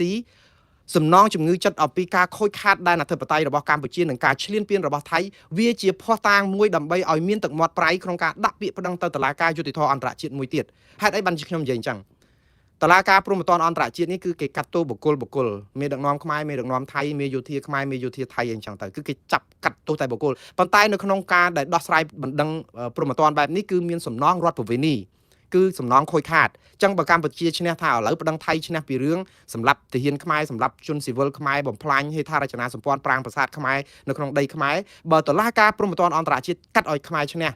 គឺទី1ខ្មែរបានសំណងពីថៃសងការខូចខាតរឿងសំខាន់គឺការសងការខូចខាតប៉ុន្តែដែលរឿងសំខាន់បំផុតគឺលក្ខណៈកតិយុត្តផ្លូវច្បាប់ដែលជាព្រៀបរបស់ខ្មែរក្នុងការរករឿងថៃថាថៃឈ្លានពានដែនអធិបតេយ្យកម្ពុជាព្រោះបើតុលាការកាត់ឲ្យថៃសងសំណងខូចខាតនៅក្នុងដីខ្មែរដែលថៃរំលោភបំពានដីខ្មែរបានន័យថាតុលាការអន្តរជាតិ ICC នេះនឹងចាត់ទុកថាថៃឈ្លានពានកម្ពុជានៅពេលដែលមានអំពើឈ្លានពានកម្ពុជាពេលនោះឯងហើយដែលកម្ពុជាយកអំពើឈ្លានពានហ្នឹងទៅទាថៃក្នុងការខ្ចាក់ដីខ្មែរមកវិញហើយប្តឹងទៅតុលាការយុត្តិធម៌អន្តរជាតិដែលយកសាលដីកាឬសាលក្រមរបស់តុលាការព្រហ្មទណ្ឌអន្តរជាតិបានទាំងសំណងបានទាំងការទទួលស្គាល់ថាថៃឈ្លានពានកម្ពុជាមានហេតុផលគ្រប់គ្រាន់ដើម្បីគិតថាអ្វីដែលថៃវាយលុកចូលកម្ពុជានឹងគឺជាអំពើឈ្លានពានប្រដាប់អាវុធហើ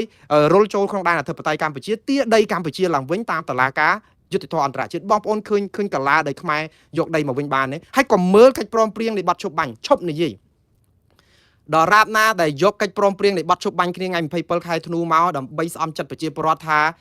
បានសុខសន្តិភាពហើយចង់បានអីទៀតយើងឃើញមានសុខសន្តិភាពមានស្ថិរភាពនយោបាយមានអីប្រជាពលរដ្ឋវិលទៅលំនៅឋានវិញខ្ញុំថាបើយកអានឹងមកគឺយើងហុចដងដាវទៅឲ្យថៃហើយស្អំចិត្តប្រជាពលរដ្ឋឲ្យជឿថាកម្ពុជាច្បាស់លាស់នឹងការចង់បានសន្តិភាពណាស្រឡាញ់សន្តិភាពណាល្អហើយអ្នកណាក៏ស្រឡាញ់សន្តិភាពដែរប៉ុន្តែឲ្យដងដាវទៅថៃមួយត្រង់ថាយើងព្រមព្រៀងគេឲ្យគេគ្រប់គ្រងដែនដីទាំងអស់ហ្នឹងអញ្ចឹងអត់អាចយកដីនឹងមកវិញបានទេបើយកកិច្ចព្រមព្រៀងនេះយកមកអនុវត្តកម្ពុជាបាត់ដីទាំងអស់ប៉ុន្តែបើកម្ពុជាប្តឹងទៅតុលាការព្រហ្មទណ្ឌអន្តរជាតិ ឲ្យគេកាត់ទោសថៃពីបទឈ្លានពានហើយសងសំណងជំងឺចិត្តមានផុសតាងគ្រប់គ្រាន់តែថាថៃឈ្លានពានយកឲ្យអំពើឈ្លានពានហ្នឹងទៅប្តឹងតុលាការយុតិធធអន្តរជាតិតុលាការយុតិធធអន្តរជាតិនឹងត្រូវទាមទារឲ្យថៃដោះខ្ចាក់ដីមកវិញហើយអត់គិតពីការឈប់បាញ់ព្រោះអាបទឈប់បាញ់នេះវាគ្រាន់តែជាកិច្ចព្រមព្រៀងក្នុងមូលដ្ឋានដើម្បីបញ្ចប់ចំនួនទេប៉ុន្តែរឿងព្រំប្រទល់ថៃដីខ្មែរនិងថៃគឺអាចដោះស្រាយគ្នាតាមសន្ធិសញ្ញាបារាំងសៀមឆ្នាំ1904 1907មានតុលាការយុតិធធអន្តរជាតិនេះជាយន្តការដែលខ្មែរឥឡូវខ្មែរជ្រុលក្បាលកពើហើយកុំនាំគ្នាបកស្រាយឲ្យខាតខ្មែរអីបានហើយបងប្អូនឈប់ទៅខ្ញុំសុំវល់ឈប់ទៅទាំងរដ្ឋាភិបាលកម្ពុជាទាំងឃោសនិករបស់គណៈបកប្រជាជនកម្ពុជាឬក៏អ្នកដែលស្រឡាញ់រដ្ឋាភិបាលកម្ពុជាកាត់មុខឈប់ទៅបានហើយឈប់យកកិច្ចព្រមព្រៀងនៃបទឈប់បាញ់ថ្ងៃ27ខែធ្នូដើម្បីឲ្យមានសុខសន្តិភាពនេះថាជាសមិទ្ធិអីទៀតហើយថាយើងមិនទទួលស្គាល់ដីថៃគ្រប់គ្រងបានហើយអត់មានឈ្នះគេទេខ្ញុំមិនអ្នកច្បាប់ទេបងប្អូនសុំទោសការនិយាយរបស់ខ្ញុំមិនមែនជាបច្ចេកទេសជំនាញអ្នកច្បាប់ទេខ្ញុំនិយាយនេះគឺក្នុងការសង្កេតរបស់ខ្ញុំដែលជាន័យសាមញ្ញដែលបងប្អូនគួរយល់បានហើយតែយើងចុះកិច្ចព្រមព្រៀងលក្ខខណ្ឌកន្លែងណាមួយហើយគឺយើងមិនអាចបំពេញលក្ខខណ្ឌរបស់កិច្ចព្រមព្រៀងបើយើងបំពេញលក្ខខណ្ឌកិច្ចព្រមព្រៀងខ្លួនឯងតើគេទុកចិត្តយើងថាជាមនុស្សស្មោះត្រង់ប៉ុណ្ណាគេលែងទុកចិត្តយើងទៀតដូច្នេះបើយើងសញ្ញេប្រាប់ថាឲ្យគេគ្រប់គ្រងតំបន់ហ្នឹងគេទៅណានៅហ្នឹងគេធ្វើអីក៏បានដែររួចតែមកក្រោយមកថាយើងមិនទទួលស្គាល់តំបន់ហ្នឹងតើមានន័យយ៉ាងម៉េចដូចគ្នានឹងម៉ូតូដែលយើងគេប្រាប់ថា$100រូបរាងប៉ុណ្ណឹងយកទៅជិះបានជិះមិនបានទទួលខុសត្រូវខ្លួនឯងហើយស្រាប់ដល់ជិះអត់កើតយើងទៅរករឿងគេថាខ្ញុំជិះមិនបានផងដោយសារតែខ្ញុំច្រឡំអីអញ្ចឹងហើយទីលុយវិញអត់អាណាឲ្យលុយយើងទេហើយក៏មិនឈ្នះក្តីគេដែរមេធាវីណាក៏តក្តីនឹងមិនឈ្នះគេដែរអញ្ចឹងខ្ញុំនិយាយពីចំណុចខ្សោយហេតុអីបាននិយាយពីចំណុចខ្សោយរបស់យើងនៅពេលដែលយើងមានប្រៀបក្រែងអួតថាយើងឈ្នះសង្គ្រាមចាញ់សមរភូមិគេយកដីយើងបានយើងចាញ់សមរភូមិតែយើងឈ្នះសង្គ្រាមយើងឈ្នះសង្គ្រាមការទូតឥឡូវអាការទូតហ្នឹងក៏យើងចាញ់គេទៀតយើងនៅតែរឿងតុលាការព្រហ្មទណ្ឌអន្តរជាតិអញ្ចឹងបានថាមានតែមួយយ៉ាងទេគឺប្តឹងទៅតុលាការព្រហ្មទណ្ឌអន្តរជាតិដំបូងឲ្យតុលាការព្រហ្មទណ្ឌអន្តរជាតិនឹងដោះស្រាយដើម្បីកំណត់ថាអ្វីដែលថៃធ្វើគឺជាអកតកម្មសង្គ្រាមឈ្លានពានដែនអធិបតេយ្យកម្ពុជាពេលនោះឯងដែលបានជាហេតុផលដើម្បីប្តឹងទៅតុលាការយុតិធធអន្តរជាតិឲ្យថៃខ្ជាក់ដីទាំងអស់ហើយបានមកខ្មែរវិញអញ្ចឹងអាកិច្ចព្រមព្រៀងដែលសញ្ញេហ្នឹងចាត់ទុកជាមោខៈបាននៅពេលដែលតុលាការគេនិយាយអំពីការរំលោភបំពានដែនអធិបតេយ្យរបស់កម្ពុជារឿងការព្រមព្រៀងគ្នាក្នុងមូលដ្ឋានគឺជាការដែលធ្វើឲ្យស្ងប់ស្ងាត់សុខសន្តិភាពកុំឲ្យមានការស្លាប់មនុស្សទៀតអាហ្នឹងវាជារឿងចាំបាច់របស់រដ្ឋាភិបាលកម្ពុជានិងថៃត្រូវធ្វើប៉ុន្តែថៃ 100% បងប្អូននឹងយកអាដងដាវដែលខ្មែរថាព្រមឲ្យអាដីតំបន់ដែលគ្រប់គ្រងហ្នឹងគឺថៃនៅណានៅហ្នឹងនឹងយកមកសកត់កខ្មែរគ្រប់ពេលប៉ុន្តែកុំឲ្យថៃអាចយកអាហ្នឹងជាការសកត់កហើយយើងគិតថាអូចាញ់ព្រៀបគេមិនហ៊ានដាក់ប្តឹងគេកុំយកលេសហ្នឹងឲ្យសោះអញ្ចឹងកុំម្ដងនេះមកនេះឈប់បានហើយគេទៅលន់ហើយឈប់និយាយថាគៀងគោចូលក្រោលឈប់អានយោបាយប្រជាពិធថាយើងនៅតែតវ៉ាដាច់ខាតគឺយើងទោះជាក្នុងរូបភាពណាគឺមិនទទួលស្គាល់អត់អាចប្រើពាក្យមិនទទួលស្គាល់កិច្ចព្រមព្រៀងដែលយើងចែងហើយអញ្ចឹងទេមិនអាចទេប្រជាពលរដ្ឋក្មេងបៀមដៃណាក៏គេមើលឃើញថាយើងសញ្ញេឲ្យគេហើយហេតុអីបានជាយើងថាមិនទទួលស្គាល់បានហើយគ្មានអ្នកណាគេល្ងងជឿអស់លោកទៀតទេវាគ្រាន់តែធ្វើឲ្យស្អំចិត្តបានមួយរយៈហើយឲ្យប្រជាពលរដ្ឋមានការថ្នាំងថ្នាក់មួយរដ្ឋាភិបាលអញ្ចឹងបាទខ្ញុំលើកទឹកចិត្តជួយរដ្ឋាភិបាលកម្ពុជាទៅវិញទេថាខ្ញុំមិនមែនជាអ្នកច្បាប់ទេប៉ុន្តែបើអស់លោកបកស្រាយថានៅតែអាចតតាំងមិនទទួលស្គាល់ព្រំដែនរំកិលដោយកងកម្លាំងប្រដាប់អាវុធបានត្រូវតែក្នុងករណីគេអត់ទាន់វាយយើងទេហើយបើគេវាយយើងហើយយើងខ្លួនឯងជាអ្នកឯកភាពទៀតវាចប់ហើយវាអត់មានទៅនិយាយអីពីរឿងព្រំដែនដែលយើងសញ្ញេឲ្យគេដូចខ្ញុំនិយាយចឹងអ៊ុយក្រែនណាបើគាត់សញ្ញេមកខ្វាច់ថាឲ្យរុស្ស៊ីគ្រប់គ្រងដែនដី 25% ហ្នឹងសង្គ្រាមរុយអ៊ុយក្រែនរុស្ស៊ីចប់បាត់ប៉ុន្តែដី 25% បាត់ឈឹងព្រោះអីមេដឹកនាំកម្ពុជាអ៊ុយក្រែនអ្នកសញ្ញេឲ្យគេក្នុងកិច្ចព្រមព្រៀងបាត់ជប់បាញ់ចឹងហើយបានអ៊ុយក្រែនអត់សញ្ញេអាបាត់ជប់បាញ់ស្លាប់ប្រជាពលរដ្ឋស្លាប់ទាហានតទៅធ្វើម៉េចបើម្នាក់មកបំពេញឲ្យបង្ខំឲ្យសញ្ញេយកដីខ្លួនឯងទៅខ្លួនឯងទៅសញ្ញេអញ្ចឹងកើតដែររអ៊ុយក្រែនជ្រើសរើសមិនសញ្ញេសុកចិត្តតតាំងតដៃស្លាប់ទាហានរាល់ថ្ងៃ 4-5,000 ថាធ្វើម៉េចឥឡូវបើសិនជាសញ្ញេការពារដែនអធិបតេយ្យមិនបានឲ្យគេវាអញ្ចឹងណាបងប្អូនវាងាយយល់អញ្ចឹងទេកម្ពុជាមិនចង់ឲ្យស្លាប់ទាហានជាការត្រឹមត្រូវប៉ុន្តែយើងព្រមឲ្យគេយកដីហ្នឹងហើយបើថៃមិនបានដីហ្នឹងស្មារតីព្រមចុះហត្ថលេខាជាមួយហេតុអីបានជាយើងនាំគ្នាទៅជជែករឿងដែលយើងចុះហត្ថលេខាហើយយើងនៅសង្ឃឹមថាបានមកវិញទាំងអស់គេកំពុងសាងសង់អីហ្នឹងគឺជារបស់យើងអត់ទេបងប្អូនឈប់ជជែកពីរឿងហ្នឹងទៅយើងកំពុងតែនាំគ្នាជជែកអំពីទឹកដោះគោកំពប់នៅដីហើយអត់ប្រឹងទៅចំបាច់ទឹកដោះគោបន្ថែមឬរកវិធីថ្មីប្រើទឹកដោះប្រពែទឹកដោះអីសោះយើងនៅមកនិយាយដដែលហើយរដ្ឋាភិបាលសពថ្ងៃហ្នឹងក៏ដដែលទៀត mình đặt bắt đăng tới tờ lá ca pro một toàn anh trả chiết mình đặt bắt đăng tới tờ lá ca cho thì thua anh trả chiết chắp đam xóm chất bị chia bọt tờ đai oi cắt chủng ngữ plei chất đó đăng tha là bọt bàn bong ôn đại tờ tên nhà một tô $100mình nâng np đại dương miên mình nẹt na nơi không krom dương phép tha cùng pay to ba to tại ban lui $100nâng vinh oi một tô kê vinh một tô á bà sân chỉ tên nhà $100 nâng á bà sân ban mau phim á hay dương chắp đam bắt đăng lấy chôn cá mà cha hang thì từ loan cùng oi khôi mua hàng cái chôn cá hay tầm tình do tới chỉ bán pram để ti phong này $100 do vinh chôn cá mình nuôi sinh chơi tờ ná mà cha hang khai khôi mót thì oi dương vinh đấy nè không ninh chứ tâm phèm để ti tai bởi dương do một tô kê nâng tới chi rọp khai rọp sạp đa ở ti ho vô tự đọc nu là khôi tích ti một tô kê tiệt để dương tha việc chỉ lên các bàn tay vô tới chỉ là hốt xếp đọc về thèm khai khỏi buôn khai khỏi của mũi khai khỏi vô máu ta thắng một tô chỉ ọt cao phong xôm đồ với năng mà roi phi roi đằng ọt đây đôi khi năng hưởng đây không ai mũi thay chăng cái đặt bạn để mà cái đặt con tuần nó cái chu chul cái đặt cái lu trong lu ấy năng đầm bay thua lên là than phong đầm bay thua ấy phong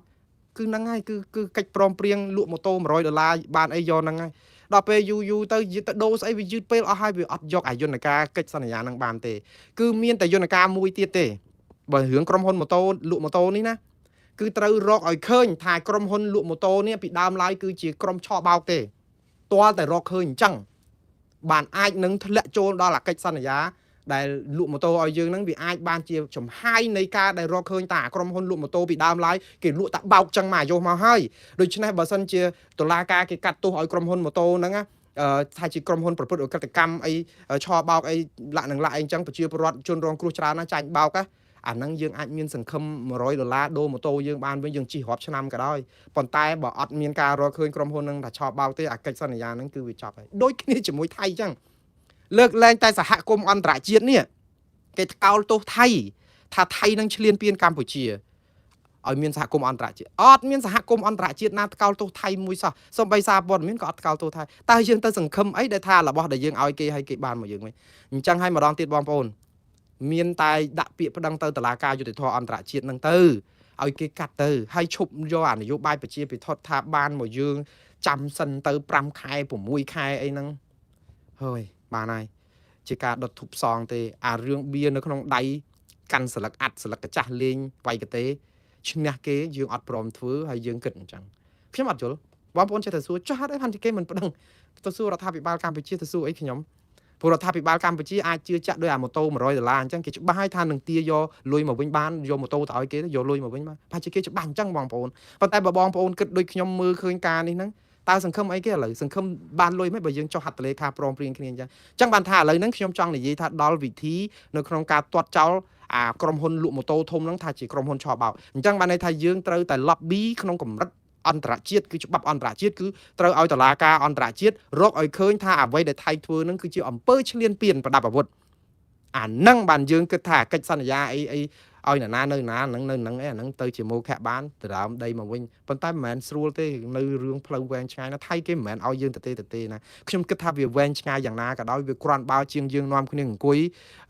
บันสรันหรือก็นโยบายประชีพิทศได้ละบักกิโยบานให้ยังก็ทำบานมาวิ่งต่างอ๋อโดยอัดมีดับประดังไอ้เก๋ให้สังคมเมฆสังคมกายไอ้บองปอนจอมเจตท่าจังบ้านยมยี่ท่าขยมยี่นี่คือยมโยแต่บอลเต้เอาเราทำปีบาลนั่งรุ่ยคล้วนปีให้ยืงเจตท่างวบเราทำปีบาลเก็บปนนาใน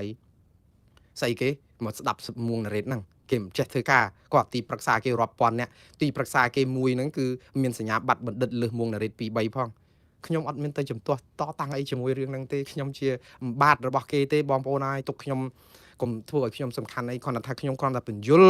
แฮดพอลให้ตัวโยบ้านก็ตัวโยบ้านบอมโปนั่งเชียไปใส่เนี่ยนุ่มมาเจขยมเตยไรเจขยมปีเรื่องเบาะสายแรกกับแพลเตยไรเจจ่อว่าเพราะทะเลนรูเอาไปใจนั่งเรื่องเอาลูได้ขยมดังเตขยมสมสลายกาบทรายปีเรื่องขมายเมียนเบียเลงเหมือนปลอมเลงให้ขยมเลยแต่เลิกตักจัดให้ขยมหนังทัวเรื่องครบโชว์บอดราบนาการไปเชื่อตอนประดังตลาดการปรุงตอนอันตรายจีนนั่งจุดทออันตรายจีนที่ขยมนั่งหนียีครบโชว์โปรไอ้ขยมจองบ้านได้ขมายมาวิ่งให้ขยมทางขมิ้นสังคมไอ้คราวปีดับประดังตลาดการจุดทออันตรายจีนที่สอบไงนี่วิกรณ์แต่จีนนโยบายไปเชื่อไปทอดซ้อมจัดไปเชื่อปลอดเอาตัวบ้านในพิบอันตรายนี่ตาปนเนาะบ้านในทาเพลิงแช่เตี้ย ជាជាងយើងធ្វើយ៉ាងម៉េចមានវិធានការសង្គ្រោះឬក៏ទៅរករឿងអ្នកណាដុតផ្ទះដើម្បីឲ្យសងលុយផ្ទះយើងមកវិញសង់ផ្ទះថ្មីរបស់យើងវិញកសាងជីវភាពថ្មីគឺយើងនាំគ្នាស្អំចិត្តប្រជាពលរដ្ឋថាធ្វើមិនវាជាយថាកម្មទេដូចពាក្យខ្មែរលោកថា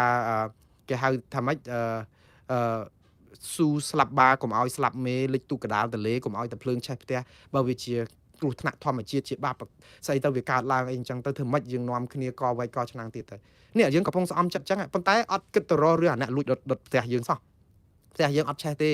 ទី1ផ្ទះអត់ឆេះទេបើសិនជាកុំមានអ្នកលួចដុតទី2បើមានការពន្លត់អគិភ័យការការពារបង្ការឲ្យកុំឲ្យមានភ្លើងឆេះមកឆេះទាំងអស់អីអញ្ចឹងក៏ផ្ទះនឹងមិនឆេះអស់ដែរអត់គិតពីវិធីហ្នឹងយើងគិតតែវិធីយកបទយថាកម្មផលអីចឹងយកមកលួងដើម្បីឲ្យស្ងប់ចិត្តខ្ញុំមិនដឹងថាប្រជាពលរដ្ឋស្ងប់ចិត្តបានយូរប៉ុណ្ណាខ្ញុំដឹងថាបងប្អូនយើងភាគច្រើនជាអ្នកកាន់សាសនាព្រះពុទ្ធក៏ប៉ុន្តែអំពើឈ្លានពានរបស់ថៃនេះគឺមិនអាចនឹងប្រឡប់ស្មារតីរបស់គាត់ឲ្យជឿថាអំពើដែលកើតឡើងនេះគឺជាអំពើកម្មផលអីទេគឺជាអំពើនៃសកម្មភាពជាក់ស្ដែងទី1គឺមកពីជាតិសាសន៍យើងខ្សោយជាងគេទី2គឺមកពីប្រព័ន្ធដឹកនាំរដ្ឋរបស់យើងធ្វើឲ្យខ្មែរបែកបាក់ទី3គឺឆាកអន្តរជាតិយើងគ្មានសម្លេងនឹងគេសោះព្រោះយើងកុហកគេច្រើនពេកយើងសកាខ្លួនឯងដល់ពេលមានរឿងអីអត់មាននរណាជួយយើងអញ្ចឹងអាទាំងអស់ហ្នឹងគឺដាក់ពាក្យប្តឹងទៅតុលាការយុត្តិធម៌អន្តរជាតិនិងព្រំប្រទានអន្តរជាតិឲ្យត្រូវពង្រឹងហេដ្ឋារចនាសម្ព័ន្ធរបៀបដឹកនាំរដ្ឋឡើងវិញទៀតទើបឲ្យជាតិនេះគឺលែងជួបនឹងវិបត្តិអកុសលហើយជឿទស្សនកម្មផលក៏ជឿទៅអាគមផ្សំអាយុក៏ប៉ុន្តែកុំដេកផ្សំដួលលមូលផ្សំក្រិចគឺយើងត្រូវកែប្រែជោគវាសនាព្រំលិខិតរបស់អ្វីដែលយើងគិតថាជាជំនឿអបិយជំនឿហ្នឹងយើងជាអ្នកកំណត់ជោគវាសនារបស់យើងវិញព្រោះយើងត្រូវជឿទៅលើតភាពជាក់ស្ដែងសកម្មភាពជាក់ស្ដែងរបស់យើងវិញព្រោះយើងកុំទៅឲ្យចាញ់ជោគវាសនាយើងកុំពេលដែលឈឺយើងយកនាំគ្នាទៅបន់យើងកុំយកអាជំរឹះនឹងបន់ក៏បន់ចោះមិនអីទេព្រោះអាគុំផ្សំអាយុដូចខ្ញុំនិយាយចឹងបន់ខ្លះដុតធូបថាចាស់ទឹកអ្នកស្រុកចាស់អ្នកម្ចាស់ទឹកម្ចាស់ដីអីហ្នឹងបន់ទៅដើម្បីឲ្យស្បើយផ្លូវចិត្តប៉ុន្តែក្នុងពេលជាមួយគ្នានឹងដឹកអ្នកជំងឺទៅសង្គ្រោះបន្ទាន់នៅមន្ទីរពេទ្យផងដើម្បីអីឲ្យពេទ្យគេព្យាបាលគេមើលតាមវិទ្យាសាស្ត្រពិតបច្ចេកទេសគេតាមគេហៅថាវិទ្យាសាស្ត្រសម័យទំនើបទៅព្រោះគេបានជោគជ័យ 99.99% ហើយបើសិនជាឧទាហរណ៍ស្ត្រីសម្រាលកូនមិនរួចហើយយើងនៅអង្គុយដុតធូបបន់វាគ្រាន់តែធូរចិត្តប៉ុន្តែបើមិនទៅឲ្យវះកាត់ដោយសារតែស្បូនស្ត្រីមិនអាចបើកធំក្រសម្រាប់កូនដែលធ្លាស់ពេកហ្នឹងតើកូននឹងប្រសូតសម្រាលមិនរួចបើយើងមិនវះកាត់យកជួយសង្គ្រោះជីវិតកូននឹងម្ដាយទេគឺស្លាប់ទាំងកូនស្លាប់នឹងម្ដាយអញ្ចឹងសម័យបច្ចេកវិទ្យាទំនើបនេះអត់អាចដុតធូបបន់ស្រន់ថាទាល់តែបន់ស្រន់ទៅឲ្យកូននឹងសម្រាលមកឲ្យរួចផុតពីការស្លាប់អីវាអត់អាចទៅរួចតែមិនមែនមិនឲ្យដុតទេដុតចាស់ដុតធូបបន់ស្រន់អញ្ចឹងទៅដើម្បីឲ្យស្រាលផ្លូវចិត្តកុំឲ្យវាតឹងទ្រូងពេកជួនកាលអ្នកដែលវេទនានៅលើក្រែពេទ្យឯណោះតម្រាលកូនវេទនាមួយយ៉ាងអ្នកនៅក្រៅនេះអាចសន្លប់ឬក៏អាចកាំងបេះដូងដោយសារតែវាមិនអាចជួយអីគេបានអញ្ចឹងទៅបើដុតធូបទៅវាជួយបានខ្លះប៉ុន្តែកុំឲ្យចោលឱសថបុរាណក៏ប្រើថ្នាំពេទ្យបច្ចេកទេសវិទ្យាសាស្ត្រពិតនេះក៏ប្រើទៅអញ្ចឹងខ្ញុំនិយាយម្ដងទៀតថាបន់ស្រន់ក៏បន់ចោះប៉ុន្តែកុំឲ្យយកការបន់ស្រន់ហ្នឹងវាទៅជា 99.99% ហើយអាវិស័យពេទ្យជាក់ស្ដែងនេះទៅជា 1% យើងសុខចិត្តយកបន់ស្រន់ 1% វិញយកអាតតភាពជាក់ស្ដែងវិទ្យាសាស្ត្រការដាក់ពាក្យប្តឹងមែនតើគឺជារឿង 90% ជាងវិញអាហ្នឹងបានផ្សំគ្នាបាទឥឡូវនេះវែងមែនតើវារឿងឥឡូវខ្ញុំបញ្ចប់រឿងមួយតាក់ទងនឹងម្សិលមិញខ្ញុំនិយាយអំពីបញ្ហានៅក្នុងគ្រួសារសំទោសបញ្ហាយកបុគ្គលក្រុមគ្រួសារទៅធ្វើការនៅក្នុងស្ថាប័នរដ្ឋហើយខ្ញុំសូមអធិស្ឋានដោយសារតែនិយាយដល់ចំណុចមួយកំពុងតែបកស្រាយហ្នឹងគឺស្រាប់តែវាដាច់ភឹងទៅខ្ញុំអត់ដឹងខ្ញុំនិយាយបាន10នាទីទៀតនេះគឺជារឿងគួរឲ្យអស់សំណើចបងប្អូនតើនិយាយ10នាទីអត់មានបានអ្នកណាស្ដាប់សោះហើយស្រាប់តែទៅមើលទៅឃើញចំនួន fans របស់ខ្ញុំហ្នឹងវារៀងមានការធ្លាក់ចុះដូចថារាប់រយភ្លាមមកបន្តិចឆ្ងល់ខ្លួនឯងដែរប៉ុន្តែមិនមានពេលនឹងមើលតាន់ព្រោះអីបងប្អូនដែលមើល show ខ្ញុំរាល់ដងគាត់ដាក់ comment អីជាប្រចាំអញ្ចឹងដល់ពេលខ្លះគាត់ប្រហែលជាស្ដាប់ទៅលក់ដែរព្រោះយប់ជ្រៅអត់ជួយ comment ខ្ញុំអត់ដឹងថាគាត់នៅស្ដាប់ឬមិននៅស្ដាប់ចិត្តទៅទៀតហើយឃើញនៅរាប់រយនៅនឹងដែរតែដល់ពេលសាប់មកបន្ទុះសាប់និយាយ10នាទីក្រោយអញនៅសល់តែ200នាក់អញ្ចឹងបានន័យថា700-800អ្នកទៀតទៅបាត់អស់ហើយដោយសារតែវាគាំងតែសូមអធិស្ឋានបងប្អូនរឿងនឹងវាអញ្ចឹងម្នាក់ឯងអត់មានណាជួយមើលណាបងប្អូនរឿងដែលខ្ញុំនិយាយម្សិលមិញគឺដល់ចំណុចមួយដែលខ្ញុំនិយាយថាស្ថាប័នអង្គើពុករលួយប្រយុទ្ធប្រឆាំងអង្គើពុករលួយគឺជាស្ថាប័នគំរូគឺជាស្ថាប័នដែលបញ្ជាក់ប្រាប់ថាបើយើង trong cầm chặt ẩm pơ phục rồi lúi to tại dương bằng hai tại dương chia sự thả ban sát xóm hai rương này tại to nâng krom kru sa lục áo dần tiếng tàng lục áo dần tiếng bột thị ra lục dần tiếng bột thị rất nâng nè sấy dần tiếng bột thị rẽ mấyแต่กรมครูซากอดบุญเนี่ยในขนมอ่างกับเพียประโยชน์ประช่างอำเภอปกระลุยแต่มุ้ยการการกรุบกรองกรุบให้ทารจนาสมปอนในขนมสถาบันมุ้ยนี่แต่แมนเตนเตอร์เวียเหมือนแมนเชียกาได้กอดโจลเตอร์ดอยปะปุ่นนิยมหรือก็เหมือนปลองมันไอ้ยังอัดดังพอดมีนังเตะปลุกธรรมดามุนนึงปลองโจลอ่างกับเพียประโยชน์ประช่างอำเภอปกระลุยหรือสถาบันรอดน้ำมุ้ยเกมีนวิญญาณซาปลองเธอแต่เธอเองจังเตอร์ไอ้คณะกรรมการเกเรียบจอมถมเถอปนใต้เรื่องใดสำคัญตาเนี่ยน่าเชื่อทากาปลองโจลนั้นมีเพียบสกัดเหมือนจังไง